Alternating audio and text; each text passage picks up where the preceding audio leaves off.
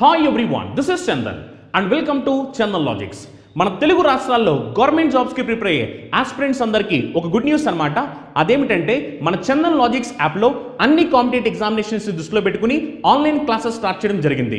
దీంట్లో మనం బ్యాంక్ ఎగ్జామ్కి సంబంధించి, ఎస్ఎస్సి ఎగ్జామ్ సంబంధించి, పోలీస్ మరియు కానిస్టేబుల్ జాబ్స్ సంబంధించి, రైల్వే ఎగ్జామినేషన్ సంబంధించి ఇలా అన్ని కాంపిటేటివ్ ఎగ్జామినేషన్ దృష్టిలో పెట్టుకుని ఆన్లైన్ క్లాసెస్ చెప్పడం జరుగుతుంది అనమాట.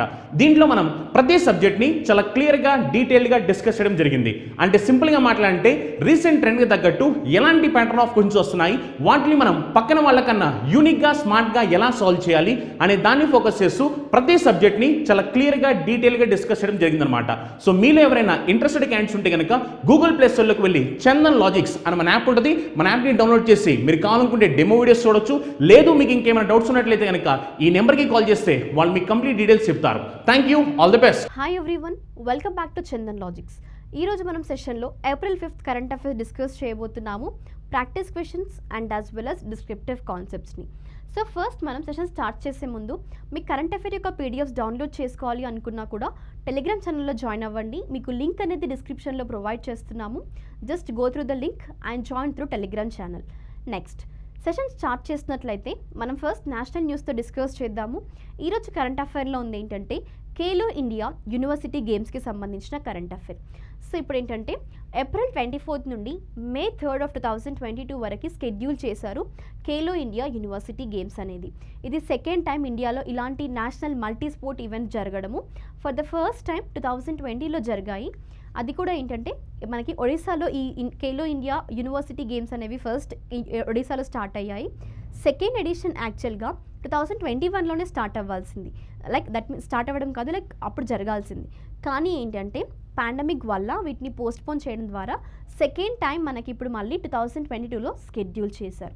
ఇప్పుడు కరెంట్ అఫైర్లో ఎందుకు ఉంది మనకి అంటే యాక్చువల్గా ఖేలో ఇండియా యూనివర్సిటీ గేమ్స్ అనేవి రీసెంట్గా లోగోని లాంచ్ చేయడం జరిగింది. సో మరి ఒకసారి ఆ లోగో గురించి కానీ మనకి ఏంటంటే ఒలింపిక్ గేమ్స్ అయినా కూడా ఇంటర్నేషనల్ స్పోర్ట్స్ కానివ్వండి, నేషనల్ స్పోర్ట్స్ అవనివ్వండి, కొన్నిసార్లు మాస్కెట్స్ అనేవి కూడా లాంచ్ చేస్తుంటారు. అసలు ఈ మాస్కెట్స్ అంటే ఏంటి, వాటిని ఏ విధంగా అంటే ఎలా డిజైన్ చేస్తారు, వెయిట్ని బేసిస్ చేసుకొని అనేది కూడా ఈరోజు మనం డిస్కస్ చేద్దాము. అండ్ ఫస్ట్ మీకు తెలియాల్సింది ఏంటి, హిస్టరికల్ బ్యాక్గ్రౌండ్ కదా. సెకండ్ టైం ఈసారి జరుగుతున్నాయి అంటే మరి ఎక్కడ జరుగుతున్నాయి? ఫస్ట్ టైం ఒడిశాలో జరిగాయి Khelo India university games. Second time మనకి కర్ణాటకలో ప్లేస్ చేసుకోవడం జరుగుతుంది. కాన్సన్ట్రేట్ చేయండి, హోస్ట్ ప్లేసెస్ అనేవి చాలా ఇంపార్టెంట్ మీకు ఎప్పుడు కానీ స్పోర్ట్స్ న్యూస్లో కానివ్వండి, లేదా ఇలా సెంట్రల్ సెక్టర్ స్కీమ్స్లో కానివ్వండి, లైక్ అంటే ఎక్కడ ఫస్ట్ హోస్ట్ చేశారు, ఫస్ట్ టైం లాంచ్ చేసింది ఎక్కడ అని. ఇదేంటంటే సెకండ్ టైం అంటే ఇప్పుడు 2020లో ఈ ఖేలో ఇండియా యూనివర్సిటీ గేమ్స్ అనేవి కర్ణాటకలో జరగబోతున్నాయి. ఏప్రిల్ 24th నుండి మే 3rd మధ్యలో వీటిని స్కెడ్యూల్ చేయడం జరిగింది. అండ్ ఇందులో ఏంటంటే లోగోని రీసెంట్గా లాంచ్ చేశారు కాబట్టి మనం లోగో గురించి వెళ్ళినట్లయితే ఐకానిక్ విధాన సౌధ బిల్డింగ్ అనేది ఏంటంటే which is the state Karnataka's legislative house and ఇది బెంగళూరులో లొకేట్ అయ్యి ఉంది. దీనికి ఏంటంటే మళ్ళీ 2 sides నుంచి ఎలిఫెంట్స్ యొక్క ఫిగర్స్ని కూడా దట్ ఈస్ ఇన్స్టిట్యూట్ చేశారనమాట. అది లోగో రీసెంట్గా ఈ యొక్క ఖేలో ఇండియా యూనివర్సిటీ గేమ్స్కి. మరి మాస్కెట్స్ అంటే ఏంటంటే మనకి ఇంటర్నేషనల్ గేమ్స్ అయినప్పుడు ఏ కంట్రీ అయితే హోస్ట్ చేస్తుందో ఆ కంట్రీ యొక్క లైక్ కంట్రీ యానిమల్ కానివ్వండి, లేదంటే ఇప్పుడు స్టేట్స్ అయితే స్టేట్ యానిమల్స్ని, లేదంటే కొన్ని హ్యూమన్ బీయింగ్స్ని, ఫిక్షన్ పిక్చర్స్ని తీసుకుంటారు. ఈసారి ఏంటంటే ఇప్పుడు కర్ణాటక జరుగుతుంది కాబట్టి వీర్ అనేది మాస్కట్గా కన్సిడర్ చేశారు. వీరా అంటే ఎలిఫెంట్ అన్నమాట. అర్థమైంది కదా. మరి మాస్కట్స్ కూడా ఎక్కువగా ఎందుకు అసలు గేమ్స్లో ఇన్స్టాల్ చేస్తారు అంటే they were used to entire the audience and also bring Joy and excitement అనమాట ప్లేయర్స్కి కూడా. సో అదొక మెయిన్ ఆబ్జెక్టివ్. ఈవెన్ మీరు చూస్తుంటారు లైక్ డిఫరెంట్ కాస్ట్యూమ్స్తో వాళ్ళు ఏంటంటే మనకి ఒక సపోజ్ ఏదైనా ఒక ఇప్పుడు ఎలిఫెంట్ అన్నాం కదా, ఎలిఫెంట్ లాగా అక్కడ ఉన్న ఏంటంటే వాటిని రిప్రజెంట్ చేస్తారనమాట. లైక్ మనకి ఆ యొక్క రిప్రజెంటేషన్ అది కనిపిస్తుంది గేమ్స్లో. మీరు ఖేలో ఇండియా యూనివర్సిటీ గేమ్స్ జరుగుతున్నప్పుడు చూడండి, ఇంకా ఏప్రిల్లో జరుగుతాయి కదా, అప్కమింగ్లో ఉన్నాయి మనకు. అవి టెలివిజన్లో టెలికాస్ట్ అవుతున్నప్పుడు మీరు చూసినా కూడా మీకు మాస్కట్స్ కనిపిస్తుంటాయి. అంటే ఈ ఎలిఫెంట్ టైప్ ఉన్న ఫిగర్స్ ఏవైతే ఉంటాయో అవి ఏంటంటే ఎక్కువగా గేమ్స్లో రిప్రజెంట్ చేస్తుంటారనమాట. సో ఈసారి కర్ణాటకలో జరుగుతున్నాయి కాబట్టి కన్సిడర్ చేసిన అఫీషియల్ మాస్కట్ ఏంటి అంటే Veera. So this is all about Khelo India university games. Next కాన్సెప్ట్కి వెళ్ళినట్లయితే ఇంటర్నేషనల్ న్యూస్లో ఫస్ట్ వన్ వచ్చేసి మనకి రీసెంట్గా ఇండియా అనేది యుఎన్ ఉమెన్కి కొంత అమౌంట్ కాంట్రిబ్యూట్ చేసింది. మరి ఎందుకు యాక్చువల్గా మనకి యునైటెడ్ స్టేట్ డాలర్స్ 5 lakhs అనేది ఎందుకు కోసము ఈ కాంట్రిబ్యూషన్ చేశారు? ఈ యుఎన్ ఉమెన్ అనేది ఏంటి? యుఎన్ ఉమెన్ అనేది ఏంటంటే యునైటెడ్ నేషన్స్, ఇది ఉమెన్ ఎంపవర్మెంట్కి సంబంధించిన ఒక ఎంటిటీ అనేది యునైటెడ్ నేషన్స్ ఆర్గనైజేషన్ సంబంధించి దాంట్లో అండర్ దాట్ వర్క్ చేస్తుంది. ఎందుకోసం? ఉమెన్ ఎంపవర్మెంట్ కానివ్వండి, జెండర్ ఈక్వాలిటీ అంటే rights of girls, rights of women and even టీఎస్ that is regarding LGBT IQ plus పీపుల్కి కూడా వాళ్ళ యొక్క రైట్స్ కోసం కూడా యునైటెడ్ నేషన్స్ ఉమెన్ అనేది వర్క్ చేస్తుంది. ఈ యుఎన్ ఉమెన్ అనేది ఒక ఎంటిటీ అన్నాం. ఎల్జీబీటీ ఐక్యూ అంటే ఏంటంటే lesbians, gay, bisexual, even regarding transgender, intersects and as well as క్వీరీ లేదా క్వశ్చనీరింగ్ అని కూడా అంటారు. ఇలాంటి పీపుల్ని కూడా వాళ్ళ యొక్క రైట్స్ని కూడా ప్రొటెక్ట్ చేసే విధంగా అండ్ ఉమెన్ ఎంపవర్మెంట్కి సంబంధించి ఇక్కడ ఫైట్ అండ్ దట్ మీన్స్ ఒక ఆర్గనైజేషన్ ఉంది, అది కూడా యునైటెడ్ నేషన్స్ అండర్ వర్క్ చేస్తుంది. అదే మనకి యునైటెడ్ నేషన్స్ ఉమెన్ అనమాట. ఎక్కువగా ఫోకస్ చేసేది ఏంటి? Towards the gender equality, women empowerment. So ఇప్పుడు ఒక కోర్ బడ్జెట్గా కూడా ఇండియా అనేది కొంత అమౌంట్ని యునైటెడ్ నేషన్స్ ఉమెన్కి కాంట్రిబ్యూట్ చేయడం జరిగింది. అదే మనకి ఈరోజు కరెంట్ అఫైర్లో ఉంది. నెక్స్ట్ కాన్సెప్ట్కి వెళ్ళినట్లయితే మనకి ఏంటంటే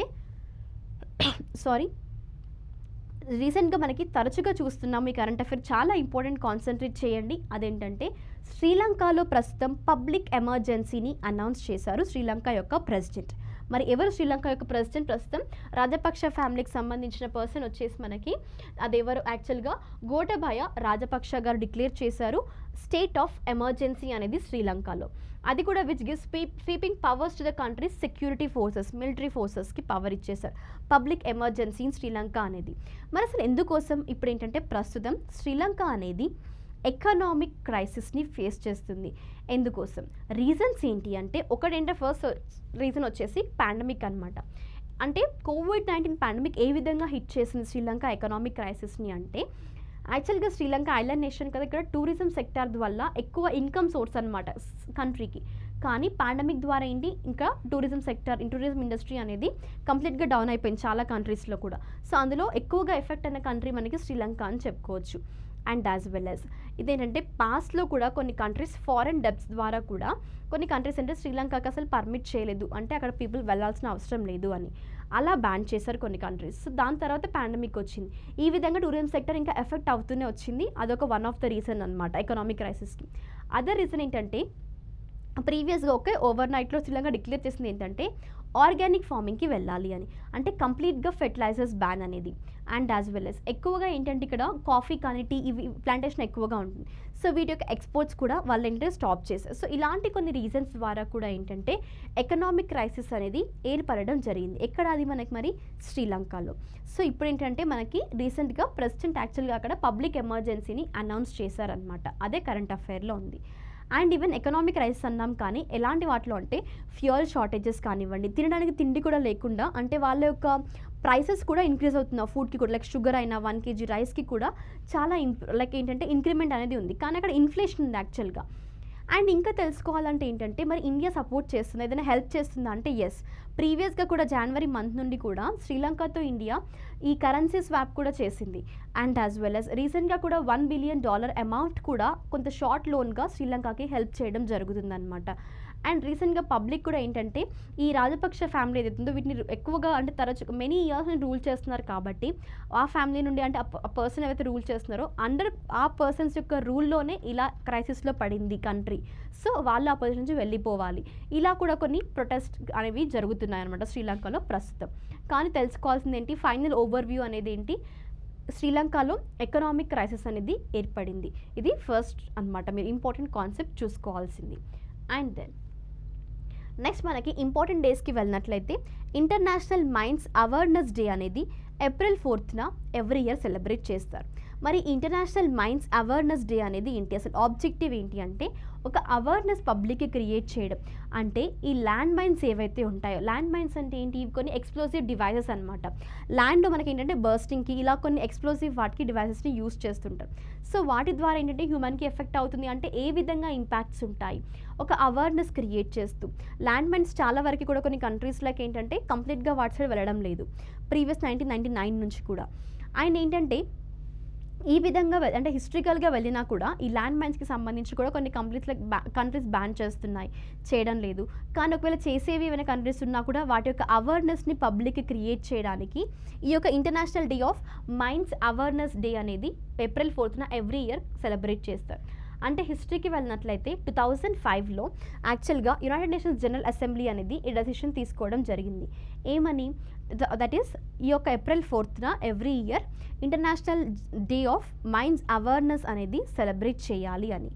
అండ్ ఏంటంటే మనకి చూసుకోవాల్సింది 2020లో థీమ్ ఏంటి అంటే safe ground, safe steps and safe home అనేది 2022 ఇంటర్నేషనల్ డే ఆఫ్ మైన్స్ అవేర్నెస్కి థీమ్గా కన్సిడర్ చేశారు. సేఫ్ గ్రౌండ్ అన్నారు, safe steps and safe home అనేది ఈ యొక్క ప్రస్తుతం థీమ్ అనమాట. కాన్సన్ట్రేట్ చేయండి. సేఫ్ గ్రౌండ్ అనేది ఒక క్యాంపెయిన్ అండ్ సేఫ్ స్టెప్స్ అన్నారు. ఈవెన్ రిగార్డింగ్ అంటే ఈ ల్యాండ్ మైన్స్ చేసేటప్పుడు కూడా చాలా వరకు సేఫ్టీ అనేది ఇంపార్టెంట్. సో అంటే ఇలా ఒక అవేర్నెస్ క్రియేట్ చేయడము పబ్లిక్కి. మేజర్గా ఏంటంటే that is attention among the people across the world regarding generating the awareness about land mines. చెప్పాను కదా, ల్యాండ్ మైన్స్ అంటే ఏంటి, ఎక్స్ప్లోసివ్ డివైజెస్ అనమాట ఇవి. వీటి గురించి స్పెషల్గా తెలియడానికి, అంటే వీటి వల్ల ఈ ల్యాండ్ మైన్స్ ద్వారా ఎలాంటి డేంజర్స్ కాజ్ అవుతున్నాయి, వాటి ద్వారా ఇంపాక్ట్ ఏంటి అని తెలియజేయడం కోసమే ఈ యొక్క ఇంపార్టెంట్ డేని సెలబ్రేట్ చేస్తుంటారు. అండ్ దెన్ నెక్స్ట్ కాన్సెప్ట్ మనం అపాయింట్మెంట్స్లోకి వెళ్ళినట్లయితే రీసెంట్గా ఇండియాకి సంబంధించిన అఫీషియల్ పర్సన్ అంటే ఈ యొక్క ITU ఏదైతే ఉందో that is regarding international telecommunication యూనియన్కి ప్రస్తుతం ఇండియాకి సంబంధించిన అఫీషియల్ మెంబర్ అపాయింట్ అవ్వడం జరిగింది. ఏ పొజిషన్కి అంటే వైస్ చైర్పర్సన్గా 2023 and 24కి వైస్ చైర్పర్సన్గా, 2025-26కి చైర్మన్గా కూడా ద సేమ్ పర్సన్ అపాయింట్ అయ్యారు. మరి ఇండియా నుంచి ఆ అఫీషియల్ పర్సన్ ఎవరు అంటే అపరాజిత శర్మ గారు. రీసెంట్గా తను అపాయింట్ అయ్యారు. ప్రీవియస్గా అపరాజిత శర్మ గారు ఏంటంటే IP ఇంకా TAF సర్వీస్ ఆఫీసర్ అనమాట. ప్రస్తుతం తను అపాయింట్ అయింది ఈ ఇంటర్నేషనల్ టెలికమ్యూనికేషన్ యూనియన్ యొక్క స్టాండింగ్ కమిటీకి వైస్ చైర్పర్సన్గా అపాయింట్ అవ్వడం జరిగింది. అండ్ ఇక్కడ మీరు తెలుసుకోవాల్సింది ఏంటి అంటే ITU ఇది చాలా ఇంపార్టెంట్. మీకు ఏంటంటే ఎగ్జామినేషన్ పాయింట్ ఆఫ్ వ్యూలో చెప్తున్నాను, మిమ్మల్ని అడిగే ఛాన్సెస్ ఉంటాయి. అదేంటంటే ITU యాక్చువల్గా ఎప్పుడు ఎస్టాబ్లిష్ అయింది, దాని హెడ్ క్వార్టర్స్ ఏంటి, అసలు ఫంక్షన్స్ ఏంటి ITU యొక్క, ఇందులో ఇండియా ఎప్పుడు జాయిన్ అయింది, అసలు ఓవరాల్గా ఎన్ని మెంబర్ కంట్రీస్ ఉన్నాయి, ఇండియా జాయిన్ అయ్యిందా లేదా, ఫస్ట్ అది తెలుసుకోవాలి. యాక్చువల్గా ఇండియా కూడా ఇందులో ఒక మెంబర్ కంట్రీ అనమాట. ఈ యూనియన్లో ఈ ఇంటర్నేషనల్ టెలికమ్యూనికేషన్ యూనియన్ అనేది కంట్రీస్ మధ్యలో ఒక రిలేషన్ని బిల్డ్ చేస్తుంది. దేనికి సంబంధించి, కమ్యూనికేషన్ శాటిలైట్స్కి సంబంధించి కానివ్వండి. And this will be going to protect అనమాట. ఫర్ వాట్ ఏంటంటే this will be going to connect all the people in the world and as well as protect and support the rights of the people to communicate. Telecommunication అన్నాం, right. So ఈ యొక్క union అనమాట. మరి ఇది ఎప్పుడు establish అయింది అంటే 1865లో ఎస్టాబ్లిష్ అయింది. హెడ్ క్వార్టర్స్ వచ్చేసి జెనీవా, స్విట్జర్లాండ్. మరి ఇందులో ఇండియా మెంబరా కాదా అంటే yes, India is a member. మరి ఎప్పుడు జాయిన్ అయింది ఇండియా అంటే 1869లో. 1865లో ఫామ్ అయితే 1869లో ఇండియా అనేది ఈ యూనియన్లో జాయిన్ అయింది. మరి ఏంటంటే మరి ఎన్ని మెంబర్ కంట్రీస్ ఇండియాతో పాటు అంటే ఇండియాతో పాటు ఓవరాల్ మెంబర్ కంట్రీస్ ఈ యూనియన్లో వచ్చేసి 193 మెంబర్ కంట్రీస్ అనమాట. అర్థమైంది కదా. సో ఇలాంటి ఒక ప్రెస్టీజియస్ ఆర్గనైజేషన్ లేదా యూనియన్కి ఇండియాకి సంబంధించిన అఫీషియల్ పర్సన్ని ఎలక్ట్ చేయడం జరిగింది. అండ్ దెన్ దీంతో ఏంటంటే మీకు ఇంటర్నేషనల్ కరెంట్ అఫైర్స్ కానివ్వండి, అపాయింట్మెంట్స్ కానివ్వండి, నేషనల్ న్యూస్ కానివ్వండి క్లియర్గా ఉన్నాయి అనుకుంటున్నాను. And you have clear with the concepts. మీకు ఎలాంటి డౌట్ సబ్జెక్ట్ పరంగా ఉన్నా కమెంట్ సెక్షన్లో క్లియర్గా మెన్షన్ చేయండి. నెక్స్ట్ సెషన్లో మీ డౌట్స్ని క్లారిఫై చేస్తూ మీ ముందుకు రావడం జరుగుతుంది.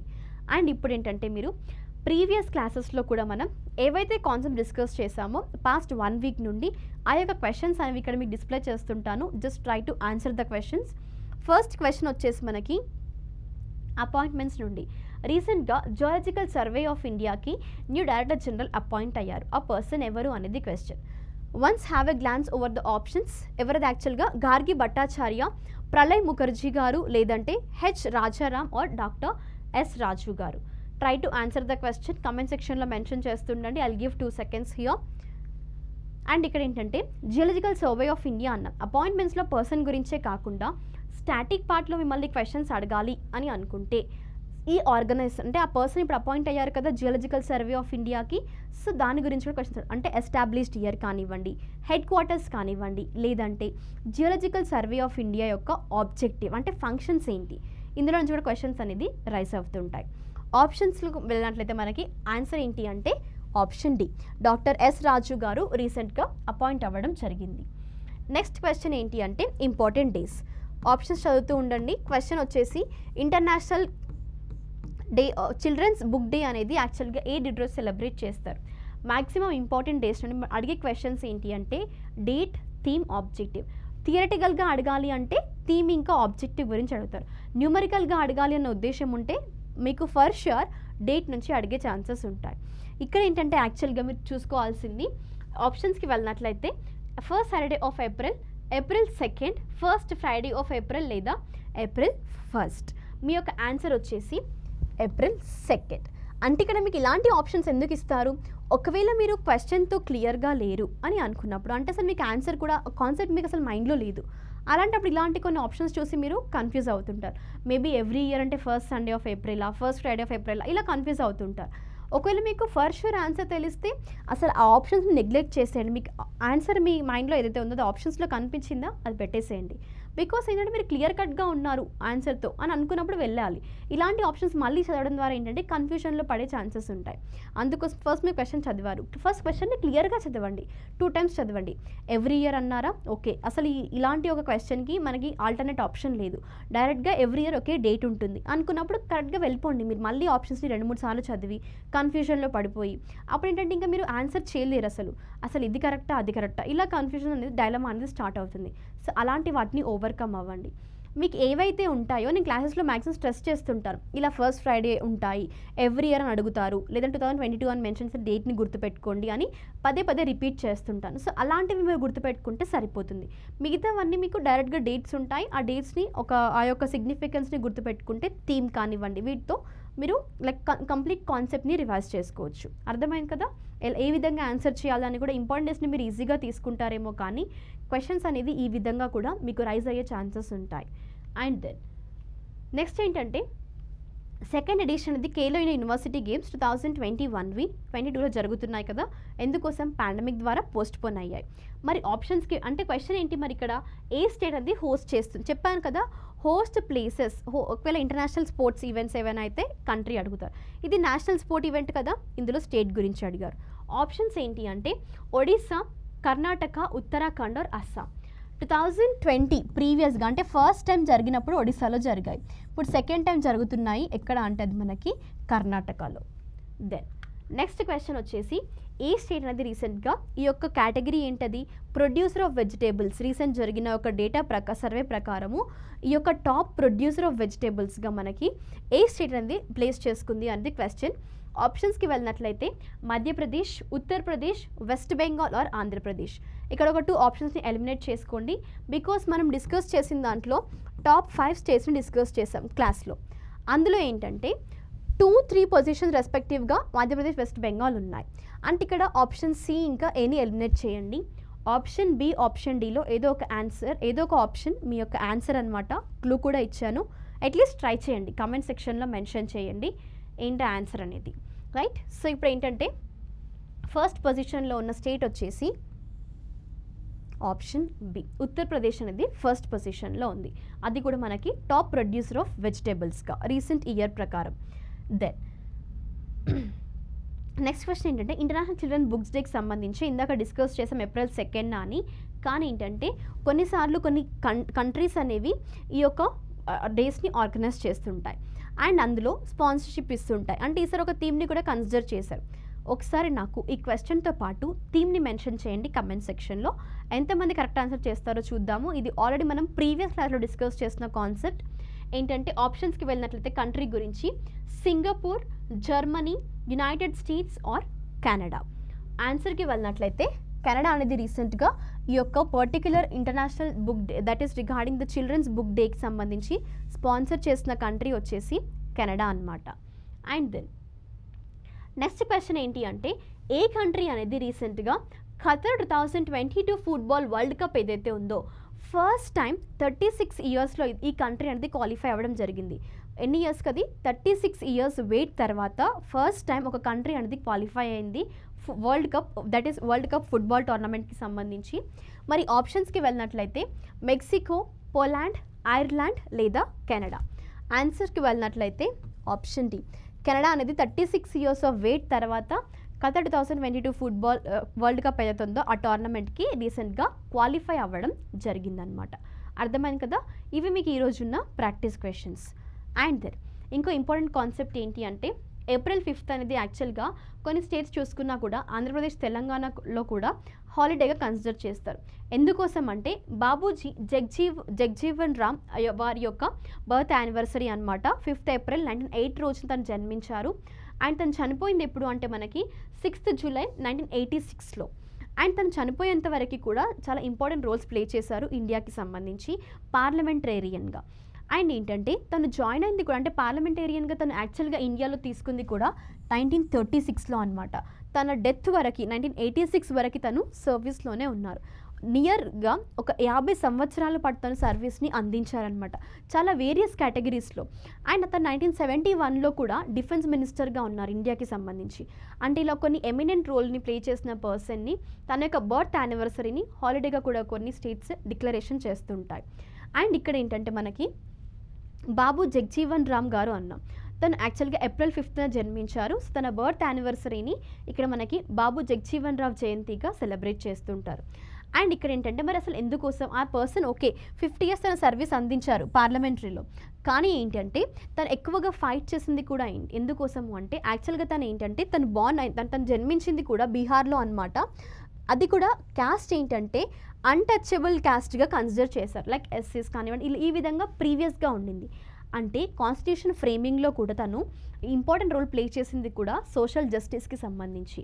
అంటే ఏంటంటే చూసుకున్నట్లయితే తను notable Indian activist and as well as politician అనమాట. తను ఎక్కువగా ఫైట్ చేసింది కూడా rights for the oppressed classes such as scheduled caste. Clear. So ఈ విధంగా తన యొక్క కాంట్రిబ్యూషన్స్ ఉన్నాయి కాబట్టి ఈవెన్ తన యొక్క బర్త్ యానివర్సరీని కూడా ఇక్కడ సెలబ్రేట్ చేయడం జరుగుతుంది. అది కూడా ఏప్రిల్ 5th అనమాట. అండ్ అపార్ట్ ఫ్రమ్ దట్ ఇంకా ఏంటంటే తను పాపులర్గా లైక్ తనని పిలుస్తుంది ఏంటంటే బాబూజీ అనే ఒక నేమ్తో. బాబు జగ్జీవన్ రామ్ అన్నాం రైట్. సో బాబు జగ్జీవన్ రామ్ అన్నాం కాబట్టి తన యొక్క అంటే పాపులర్ నేమ్స్, కొన్నిసార్లు పాపులర్ నేమ్స్ చాలాసార్లు ఎగ్జామినేషన్స్లో అడిగారు ఎమినెంట్ పర్సన్స్ యొక్క నిక్ నేమ్స్ ఆ విధంగా. సో ఇక్కడంటే బాబు జగ్జీవన్ రామ్ గారి యొక్క పాపులర్ నేమ్ వచ్చేసి బాబూజీ గారు. ఏంటది బాబూజీ. సో ఈ విధంగా తనని వేరియస్ నేమ్స్తో పిలుస్తుండే. సో ఇది తన యొక్క కాంట్రిబ్యూషన్స్ దేనికి ఇండియాకి సంబంధించి. So this is all about April 5th యొక్క సిగ్నిఫికెన్స్. అంటే మిమ్మల్ని క్వశ్చన్స్ అనేది సిగ్నిఫికెన్సెస్ బేస్ చేసుకుని అడుగుతుంటారు కాబట్టి ఈ విధంగా నేను మీకు ఈవెన్ ఒకసారి ఏంటంటే కొన్నిసార్లు ఏప్రిల్ 5th సంబంధించి అంటే ఏ స్టేట్స్లో కూడా హాలిడే కన్సిడర్ చేశారు, తెలంగాణలో హాలిడేనా లేదా, ఏపీలో లేదా అంటే కొన్ని ఆప్షన్స్ ఇస్తుంటారు.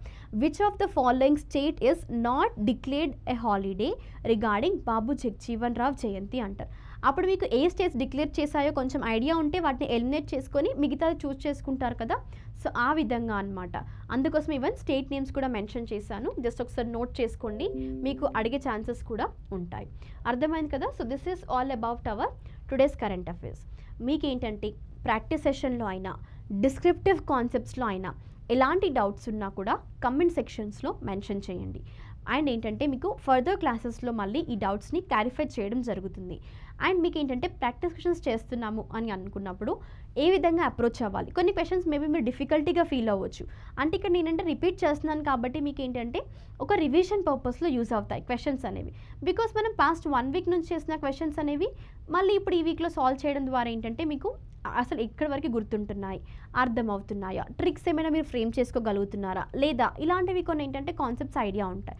అందుకోసమే స్పెసిఫిక్గా ప్రాక్టీస్ సెషన్ కూడా మనం క్లాసెస్లో ఈ యొక్క అవైలబిలిటీ టైంలోనే మనకి మీకు 2 సెషన్స్ని డిస్కస్ చేయడం జరుగుతుంది.